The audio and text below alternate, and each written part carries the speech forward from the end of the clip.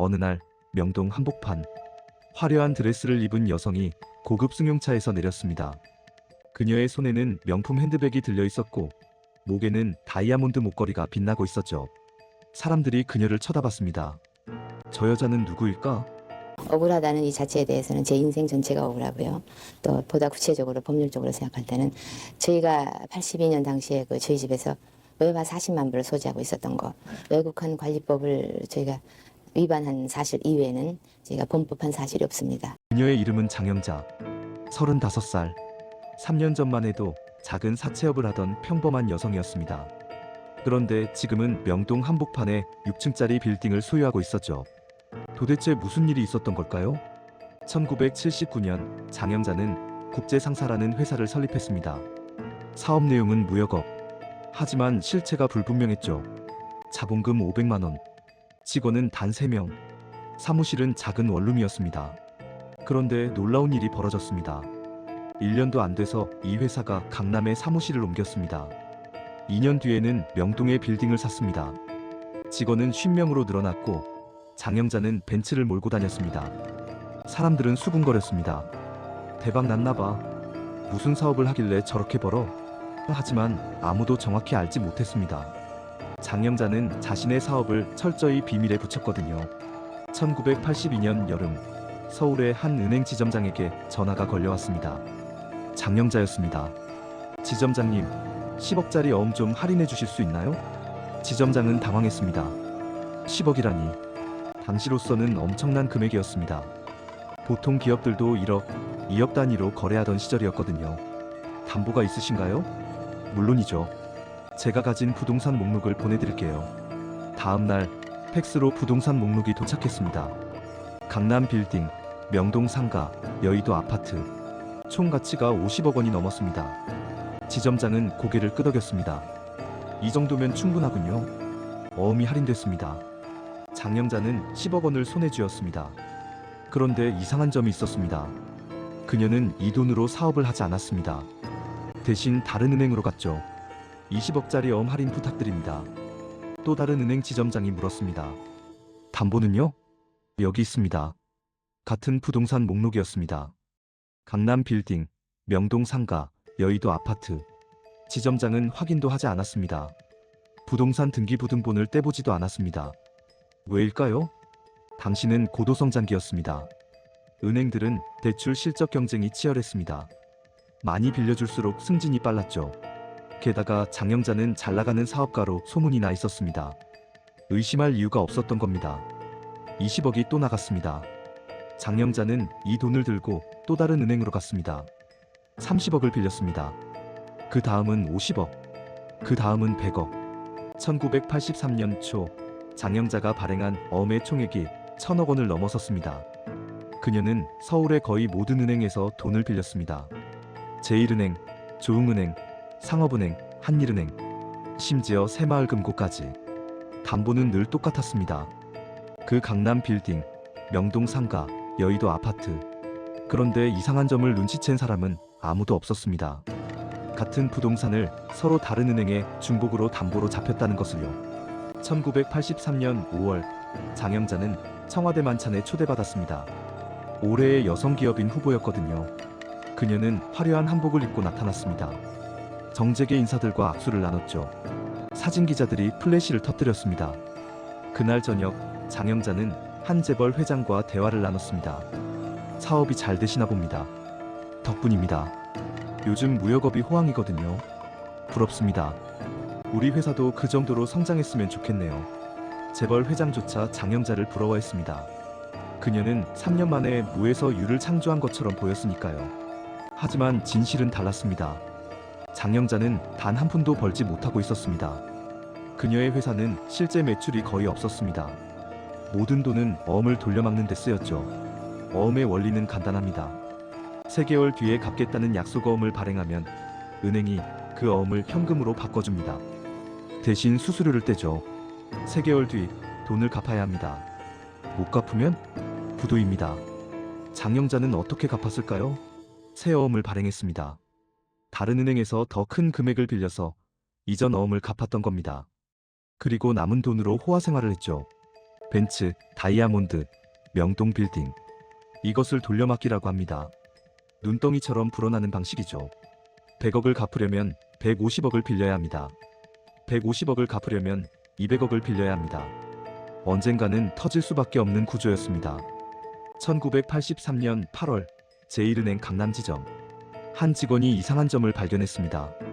장영자가 제출한 담보 부동산 등기부등본을 늦게나마 확인한 거죠. 뭐지? 근저당이 10개나 설정돼 있네. 근저당은 담보대출을 받을 때 부동산에 설정하는 권리입니다. 하나의 부동산에 근저당이 10개나 있다는 것은 그 부동산을 담보로 10군데에서 돈을 빌렸다는 뜻입니다. 직원은 상사에게 보고했습니다. 상사는 다른 은행에 확인 전화를 걸었습니다. 혹시 장영자라는 사람 거기서도 대출했나요? 네, 저희도 했습니다. 50억요. 담보는요? 강남 빌딩이랑 명동 상가요. 전화를 끊은 상사의 얼굴이 새하얘졌습니다. 같은 부동산이었습니다. 제1은행이 담보로 잡은 것과 똑같은 부동산이었던 겁니다. 급히 회의가 소집됐습니다. 다른 은행들에도 연락이 오갔고 마침내 조사 결과가 나왔습니다. 장영자는 같은 부동산을 무려 30군데 은행에 중복 담보로 제공했습니다. 더 충격적인 사실이 드러났습니다. 어떤 부동산은 아예 존재하지 않았습니다. 등기부등본 자체가 위조였던 거죠. 심지어 일부 부동산은 장영자 소유가 아니었습니다. 땅을 마치 자기 것인 양담보로 내놓았던 겁니다. 은행들이 패닉에 빠졌습니다. 1983년 8월 15일 장영자 앞으로 발행된 모든 어미 부도 처리됐습니다. 총액 7,111억 원. 당시 대한민국 1년 예산의 20분의 1에 해당하는 금액이었습니다. 7,111억 원. 이 숫자가 얼마나 큰지 감이 오시나요? 1983년 강남 아파트 한 채가 3천만 원이었습니다.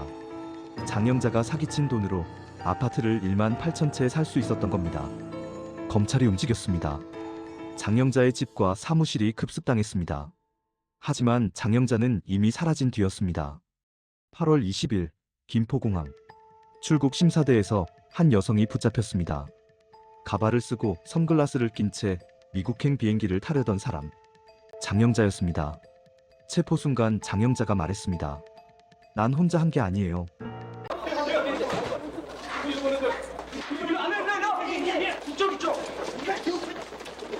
해양금속의 어음이 불법 유통된 지 불과 일주일 뒤 검찰 조사실. 장영자는 충격적인 진술을 했습니다. 그녀에게는 공범이 있었습니다. 바로 이철희. 당시 국회의원의 비서관이었습니다. 이철희는 장영자에게 정치적 보호막을 제공했습니다. 은행 지점장들을 소개시켜줬고 청와대 만찬에 초대받을 수 있도록 로비를 했습니다. 심지어 검찰 수사를 늦추기 위해 압력을 넣기도 했죠. 대가는 무엇이었을까요? 장영자는 이철희에게 수백억 원을 건넸습니다. 그 돈은 정치자금으로 흘러갔습니다. 어디로 갔는지는 명확히 밝혀지지 않았습니다. 재판이 시작됐습니다. 1983년 10월 서울지방법원. 장영자는 법정에 섰습니다. 그녀는 화려했던 모습이 아니었습니다. 수수한 옷차림에 화장기 없는 얼굴이었죠. 물었습니다. 피고인은 왜 이런 범죄를 저질렀습니까? 장영자가 대답했습니다. 처음에는 사업 자금이 필요했어요. 그런데 한번 시작하니까 멈출 수가 없었습니다. 빌린 돈을 갚으려면 더 많이 빌려야 했거든요. 반성하고 있습니까? 네. 하지만 그녀의 목소리에는 감정이 없었습니다. 진심으로 반성하는 것처럼 보이지 않았죠. 1984년 2월 1심 판결이 내려졌습니다. 장영자 무기징역, 이철희 징역 15년. 하지만 여기서 끝이 아니었습니다. 장영자 사건은 대한민국 금융계를 뒤흔들었습니다. 32개의 은행과 금융기관이 연루됐고 70명이 넘는 은행 임직원이 처벌받았습니다.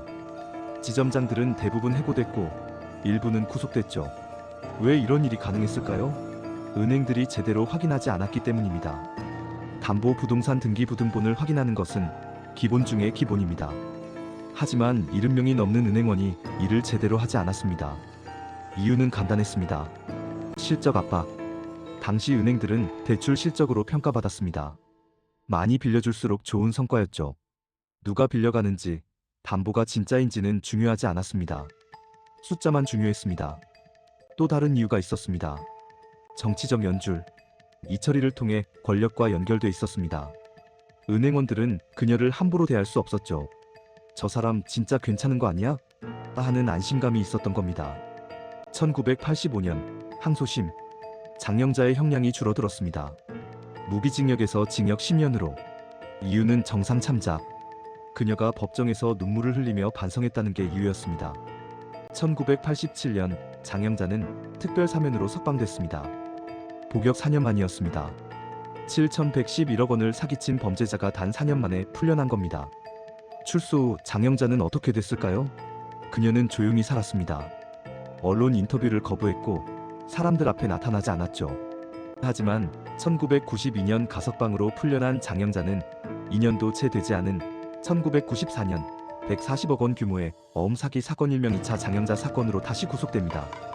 4년을 복역하고 1998년 광복절 특사로 풀려나지만 2년 뒤인 2000년 이번에는 국권화폐 사기 사건으로 세 번째 구속되죠. 이 사건으로 그녀는 15년을 복역하고 2015년이 되어서야 70의 나이로 출소합니다. 감옥 밖에서의 자유는 길지 않았습니다. 2018년 초 장영자는 남편 고 이철의 심영희의 재산을 상속받는데 비용이 필요하다며 피해자들을 속여 양 6억 원을 가로챈 혐의로 네 번째 구속됩니다.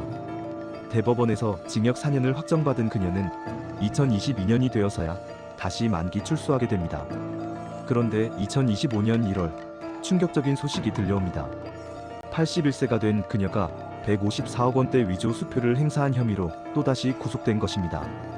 대법원에서 징역 1년을 확정받으며 그녀의 총 복역 기간은 34년을 넘어서게 되었죠. 여기서 끝이 아닙니다. 바로 지난달인 2026년 1월에는 경주에서 사찰을 인수하겠다며 지인에게 돈을 빌려 갚지 않은 혐의로 다시 징역 10개월을 선고받았습니다. 이 판결이 확정되면 그녀는 생애 6번째 수감이라는 전무후무한 기록을 쓰게 됩니다. 화려한 보석과 수입차, 정의사회 구현을 외치던 시절의 권력 배경은 사라졌지만 그녀의 사기 행각은 80대인 지금까지도 멈추지 않고 있습니다. 평생의 절반 가까이를 차가운 감옥에서 보낸 큰손 장영자. 장영자 사건 이후 금융 시스템이 대폭 개선됐습니다. 담보 부동산 확인이 의무화됐고 중복 대출을 막는 전산 시스템이 도입됐습니다. 대출 심사 기준도 강화됐죠. 하지만 비슷한 사건은 계속 일어났습니다. 1990년대 한보 사건, 2000년대 저축은행 사태. 수법은 조금씩 달랐지만 본질은 같았습니다. 희대의 사기꾼 장영자. 그녀가 쫓던 욕망의 끝은 과연 어디일까요? 오늘 이야기는 여기까지입니다. 오늘 영상이 흥미로우셨다면 구독과 좋아요 부탁드립니다.